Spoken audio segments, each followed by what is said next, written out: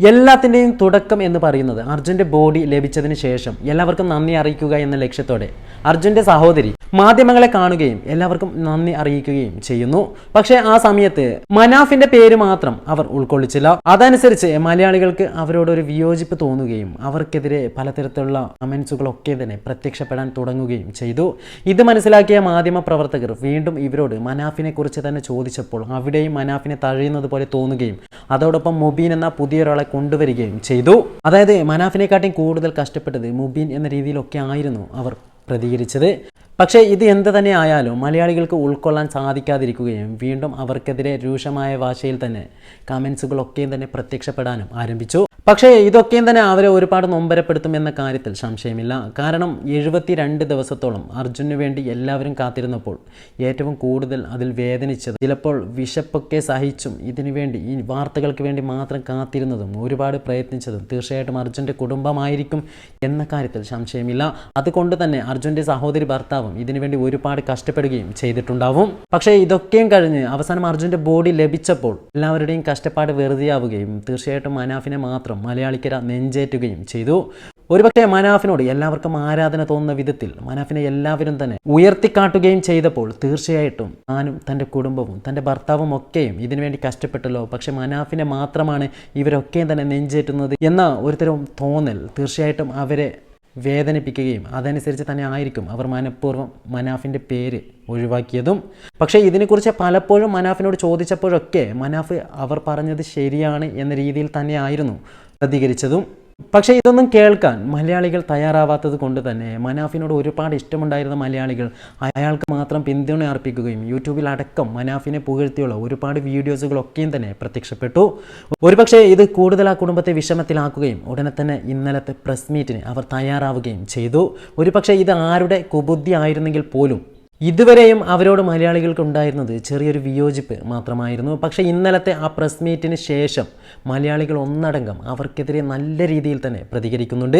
ഒരുപക്ഷെ അത് തികച്ചും വേദനിപ്പിക്കുന്ന, സഹതാപം തോന്നിപ്പിക്കുന്ന രീതിയിലുള്ള പ്രതികരണമാണ് അവർക്കെതിരെ കൂടുതലും വരുന്നത്.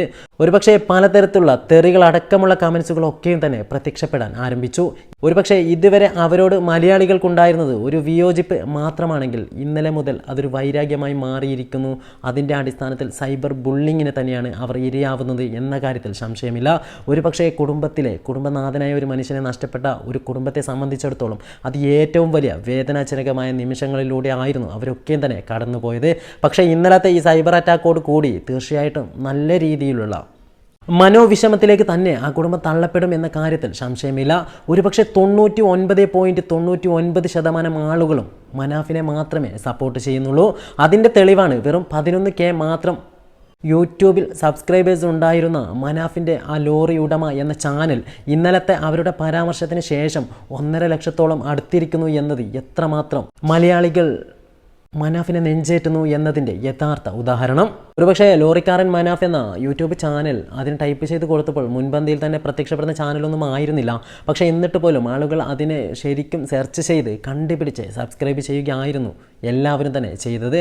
ഒരുപക്ഷെ അവർ വാർത്താ സമ്മേളനം നൽകി 24 മണിക്കൂർ പോലും ആവുന്നതിന് മുമ്പ് ഇത്രയും ജനപിന്തുണ മനാഫിന് ലഭിച്ചിട്ടുണ്ടെങ്കിൽ അതിനുള്ള കാരണമൊക്കെയും തന്നെ മനാഫ് ഇത്രയും ദിവസം കൊണ്ട് 72 ദിവസത്തോളം അയാൾ അർജുനു വേണ്ടി ചെയ്ത കഷ്ടപ്പാടുകളൊക്കെയും തന്നെ നമ്മളെല്ലാവരും കണ്ടതിൻ്റെ തെളിവ് മാത്രമായിരുന്നു ഇതൊക്കെയും. ഒരുപക്ഷെ മനാഫിനെ പോലെ തന്നെ അതല്ലെങ്കിൽ മനാഫിനെക്കാട്ടിയും കൂടുതൽ ഈ കുടുംബം ഇഷ്ടപ്പെടുകയും വിശ്വസിക്കുകയും ചെയ്യുന്നത് മുബീനെയാണ്. ഒരുപക്ഷെ ഈ മുബീൻ എന്ന വ്യക്തി മനാഫിന്റെ അനുജനാണ്. മനാഫിനെ ഇകഴ്ത്തുമ്പോൾ അനുജനായ മുബീനെ ഇവർ പുകഴ്ത്തി പറയുകയും ചെയ്തിരുന്നു. പക്ഷേ ഈ മുബീൻ തന്നെ ഫേസ്ബുക്കിൽ പോസ്റ്റ് ഇട്ടത് ഇങ്ങനെ: വാട്സാപ്പിൽ, ഫേസ്ബുക്കിൽ സകലയിടത്തും സുരക്ഷിത സ്ഥാനങ്ങളിൽ ഇരുന്ന് ആളുകൾ തെറി പറഞ്ഞു. ഒരു ദയയുമില്ലാതെ വാക്കുകൾ കൊണ്ട് ആക്രമിച്ചു, അപമാനിച്ചു, ട്രോളുകൾ നിരത്തി. അനന്തരം അവർ അങ്ങനെ പലതും ആഘോഷിച്ചു. പലയിടങ്ങളിൽ അടുത്ത ഇരകളെ തേടി പോയി. പക്ഷെ അന്നും ഇന്നും മഴയും വെയിലും വകവയ്ക്കാതെ ഇരവും പകലും പോയതുപോലും അറിയാതെ തുടർച്ചയായി തൻ്റെ പ്രിയപ്പെട്ടവന് വേണ്ടി അയാൾ തല്ലുകൊണ്ടു, തർക്കിച്ചു, നിലവിളിച്ചു. ഒടുവിൽ ചേതനയേറ്റ ശരീരം എങ്കിലും അർജുൻ്റെ വീട്ടുകാർക്ക് ഒരു ഉത്തരം കിട്ടാൻ എങ്കിലും അയാളുടെ പോരാട്ടം കൂടി കാരണമാണ്. മനാഫ് ഒപ്പം ജിതിനും ഇടനെഞ്ചോട് ചേർത്ത് അഭിവാദ്യം. അതായത് മനാഫ് കൊണ്ട അടിയും വേലും ഒക്കെയും ചേർത്താണ് ഇദ്ദേഹം തന്നെ ഫേസ്ബുക്കിൽ പോസ്റ്റ് ഇട്ടിരിക്കുന്നത്. കാരണം സ്വന്തം അനുജനെ സംബന്ധിച്ചിടത്തോളം, ഇവർ പറയുന്ന മുബീനെ സംബന്ധിച്ചിടത്തോളം ഏറ്റവും കൂടുതൽ ഇതിൻ്റെ പേരിൽ കഷ്ടപ്പെട്ടത് മനാഫ് തന്നെ മനാഫിനെ കുറ്റപ്പെടുത്താൻ വേണ്ടി മാത്രം വിളിച്ച ആ ഒരു വാർത്താ സമ്മേളനത്തിൽ ഇവർ പറഞ്ഞതൊക്കെയും തന്നെ എഴുതിക്കൊണ്ടുവന്ന് മനാഫിൻ്റെ പേരുകളൊക്കെയും തന്നെ പലയിടത്തും വിളിച്ചു പറയുകയും മനാഫ് ചെയ്ത തെറ്റുകളെ മാത്രം ചൂണ്ടിക്കാണിക്കുകയും ചെയ്തു. ഒരുപക്ഷെ അതൊന്നും തന്നെ ഒരാൾക്കും ഉൾക്കൊള്ളാൻ പറ്റാത്ത രീതിയിലുള്ള തെറ്റുകളും മനാഫ് സ്വന്തമായ ഒരു യൂട്യൂബ് ചാനൽ തുടങ്ങിയത് എന്തിൻ്റെ പേരിലാണെന്ന് നമുക്ക് മനസ്സിലാക്കാൻ സാധിക്കും. കാരണം ഇതുവരെ 14 ദിവസത്തോളമായി അതിലേക്ക് ഒരു വീഡിയോ പോലും മനാഫ് അപ്ലോഡ് ചെയ്തിട്ട് ഒരുപക്ഷെ ഇതിൻ്റെ പേരിൽ സാമ്പത്തിക ഭദ്രതയാണ് അതല്ലെങ്കിൽ സാമ്പത്തികമായ ഉയർച്ചയാണ് മനാഫ് ആഗ്രഹിക്കുന്നതെങ്കിൽ അതിൽ ഡെയിലി വീഡിയോ അപ്ലോഡ് ചെയ്യുകയും മറ്റും ചെയ്യുമായിരുന്നു.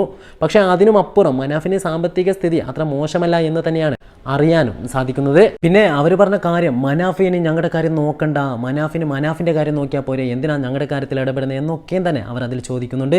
ഒരുപക്ഷെ കുറച്ച് ദിവസങ്ങൾക്ക് മുമ്പ് ഇവർ ഈ വാക്ക് പറഞ്ഞിരുന്നെങ്കിൽ മനാഫിനെ അവിടെ നിന്നും ഒഴിവാക്കി പോയിരുന്നെങ്കിൽ തീർച്ചയാണ് അർജുൻ്റെ ബോഡി പോലും ലഭിക്കില്ല എന്ന കാര്യത്തിൽ സംശയമില്ല. കാരണം അത്രത്തോളം ഈ മനുഷ്യൻ കഷ്ടപ്പെട്ടത് കേരളത്തിലെ ജനങ്ങൾ എല്ലാവരും തന്നെ കണ്ടതാണ്, അതല്ലെങ്കിൽ വാർത്താ മാധ്യമങ്ങളൊക്കെയും തന്നെ നമ്മളെ കാണിച്ചതാണ്. അതിൻ്റെ ഫലത്തിൽ തന്നെയാണ് തീർച്ചയായിട്ടും ഇവർക്ക് അർജുൻ്റെ ബോഡി ലഭിച്ചതും അതിനുശേഷം ഇതൊക്കെ പറയാനുള്ള ആർജവം കിട്ടിയതും. ഒരുപക്ഷെ ആരുടെ സഹായം നിങ്ങൾക്ക് വേണ്ട എന്ന് നിങ്ങൾ പറയുന്നുണ്ടെങ്കിൽ ആ കിട്ടിയ സർക്കാർ ജോലി പോലും നിങ്ങൾ ഉപേക്ഷിക്കേണ്ടതാണ്. കാരണം അതും ഈ അർജുനോടുള്ള സഹതാപത്തിൽ നിങ്ങൾക്ക് നൽകിയതാണ്. ഒരു പ്രസ് മീറ്റ് വിളിക്കുക, അതിൽ 1 മണിക്കൂറോളം ഒരു മനുഷ്യനെ കുറ്റപ്പെടുത്തുക എന്ന് പറയുമ്പോൾ തന്നെ തീർച്ചയായിട്ടും അതൊന്നും തന്നെ മലയാളികൾക്ക് ആലോചിക്കാനോ ഉൾക്കൊള്ളാനോ സാധിക്കുകയില്ല. അതുകൊണ്ട് തന്നെയാണ് നിങ്ങൾക്കെതിരെ ഇത്രയും ക്രൂരമായ രീതിയിലുള്ള സൈബർ ബുള്ളിംഗ് ഒക്കെയും തന്നെ ഉണ്ടാവുന്നത്. ഒരുപക്ഷെ നിങ്ങളോട് സഹതാപം മാത്രമാണ് പലപ്പോഴും തോന്നിപ്പോകുന്നത്. കാരണം അർജുൻ്റെ അമ്മ, അച്ഛൻ, അതല്ലെങ്കിൽ ഭാര്യ, സഹോദരൻ, മകൻ എന്ന രീതിയിൽ നിങ്ങൾ ഒരുപാട് മലയാളികൾ നെഞ്ചേറ്റിയ ഇഷ്ടപ്പെടുന്ന ആളുകളായിരുന്നു. ഒരുപക്ഷെ ഇന്നലത്തെ ആ ഒരു പ്രസ് മീറ്റോട് കൂടി എല്ലാവരും തന്നെ നിങ്ങൾക്കെതിരായി സംസാരിച്ച് തുടങ്ങി എന്നതാണ് യാഥാർത്ഥ്യം. മനാഫിനോട് ഇത് നിർത്താൻ പറഞ്ഞു, കോൾ ചെയ്തു എന്നൊക്കെയുമാണ് പറയുന്നത്. ഒരുപക്ഷെ മനാഫിനെ നേരിട്ട് കണ്ട് കാര്യങ്ങൾ നിങ്ങൾ പറഞ്ഞിരുന്നുവെങ്കിൽ തീർച്ചയായിട്ടും മനാഫ് ഒഴിവാക്കും എന്ന കാര്യത്തിൽ സംശയമില്ലായിരുന്നു. പക്ഷേ മനാഫ് എവിടെയാണ് മനഃപൂർവ്വം അർജുൻ്റെ പേര് വലിച്ചിഴച്ചത്? വണ്ടിക്ക് പേര് നൽകും എന്ന് പറഞ്ഞതാണെങ്കിൽ തീർച്ചയായിട്ടും അവന് ഇഷ്ടമുള്ള പേര് അവരുടെ വണ്ടിക്ക് നൽകുവാനുള്ള സ്വാതന്ത്ര്യം ഇന്ത്യ രാജ്യത്ത് എല്ലാവർക്കും ഉണ്ട് എന്ന കാര്യം നിങ്ങൾ മനസ്സിലാക്കുക. പിന്നെ രണ്ടാമത്തെ കാര്യം, ആ കുഞ്ഞിനെ ഞാൻ ഏറ്റെടുക്കും എന്ന് പറഞ്ഞതാണെങ്കിൽ തീർച്ചയായിട്ടും അത് നിങ്ങൾക്ക് മനാഫിനോട് തന്നെ നേരിട്ട് പറയുകയും ആ വേട് പിൻവലിക്കണമെന്ന് ആവശ്യപ്പെടുകയും ചെയ്യാമായിരുന്നു. തീർച്ചയായിട്ടും മനാഫ് അത് സന്തോഷപൂർവ്വം പിൻവലിക്കുകയും അതിനുവേണ്ടി മാപ്പ് പറയാൻ വരെ അയാൾ തയ്യാറാവുകയും ചെയ്യുമായിരുന്നു. പക്ഷേ ഇതൊന്നും തന്നെ അവസരം നൽകാതെ അവരോട് കാര്യങ്ങളൊന്നും തന്നെ പറയാതെ തീർച്ചയായിട്ടും എല്ലാവർക്കും മുമ്പിലിരുന്ന് ഒരു മനുഷ്യനെ വലിച്ചു കയറുമ്പോൾ തീർച്ചയായിട്ടും മലയാളികൾക്ക് അത് നോക്കി നിൽക്കാൻ സാധിക്കുകയില്ല എന്നതിൻ്റെ ഉദാഹരണം തന്നെയാണ് നിങ്ങൾക്ക് ഇപ്പോഴും വന്നുകൊണ്ടിരിക്കുന്ന സൈബർ ബുള്ളിങ്ങിൻ്റെ കാരണങ്ങളൊക്കെയും.